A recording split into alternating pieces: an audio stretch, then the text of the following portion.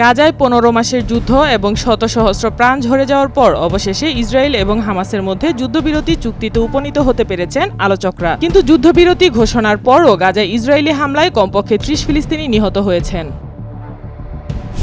জিজ্ঞাসাবাদের জন্য তদন্তকারীরা 200 পৃষ্ঠারও বেশি প্রশ্ন তৈরি করে রাখলেও ইউন তাদের সঙ্গে কথা বলতে রাজি হচ্ছে না। এতে সামরিক আইন জারির চেষ্টায় ইউন বিদ্রোহ করেছেন কিনা সে তদন্তে ফের বাধা সৃষ্টি হচ্ছে।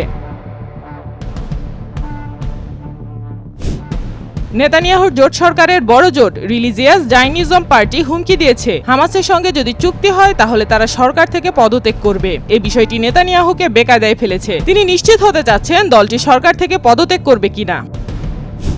জো বাইডেন বিদায়ী ভাষণে বলেন, আমেরিকায় চরম ধনী, ক্ষমতাশালী ও প্রভাব বিস্তারকারীদের একটি অলিগার্কি আকার নিচ্ছে, যেটা আমাদের সমগ্র গণতন্ত্র, মৌলিক অধিকার ও স্বাধীনতার উপর সত্যিকারের হুমকি সৃষ্টি করছে।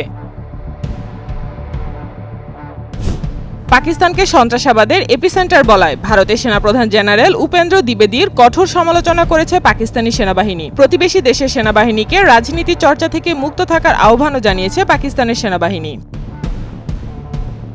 বিশ্বের অন্যতম শীর্ষ ধনী এবং ভারতীয় ধনকুবের গৌতম আদানির দুর্নীতির তথ্য ফাঁস করে রীতিমতো আলোড়ন সৃষ্টি করা মার্কিন আর্থিক বিনিয়োগ গবেষণা সংস্থা হিডেনবার্গ রিসার্চ বন্ধ হয়ে যাচ্ছে। সংস্থাটির নির্বাহী নাথান অ্যান্ডারসন এ তথ্য নিশ্চিত করেছেন। ভারতীয় সংবাদ মাধ্যমগুলো লিখেছে, হামলাকারী চুরি করতে ওই বাড়িতে ঢুকেছিল বলে প্রাথমিকভাবে ধারণা করা হচ্ছে। শরীরে 6টি ছুরিকাঘাতের ক্ষত নিয়ে মুম্বাইয়ের লীলাবতী হাসপাতালে ভর্তি হয়েছেন বলিউড অভিনেতা সাইফ আলী খান।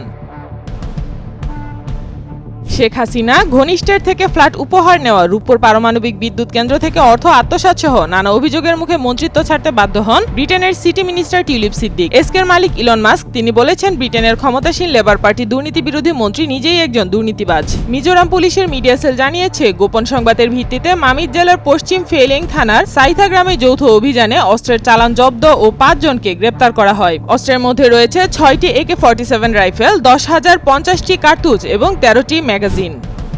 ইন্দোনেশিয়ার পূর্বাঞ্চলীয় দ্বীপ হালমাহেরার একটি অগ্নেয় পর্বত সক্রিয় হয়ে ওঠার পর দ্বীপটির হাজার হাজার বাসিন্দাকে নিরাপদ স্থানে সরিয়ে নেওয়ার কাজ শুরু করেছেন দেশটির দুর্যোগ মোকাবেলা বাহিনীর কর্মীরা। বুধবার মাউন্ট ইবু নামের এই অগ্নেয় পর্বতটি সক্রিয় হয়ে ওঠে।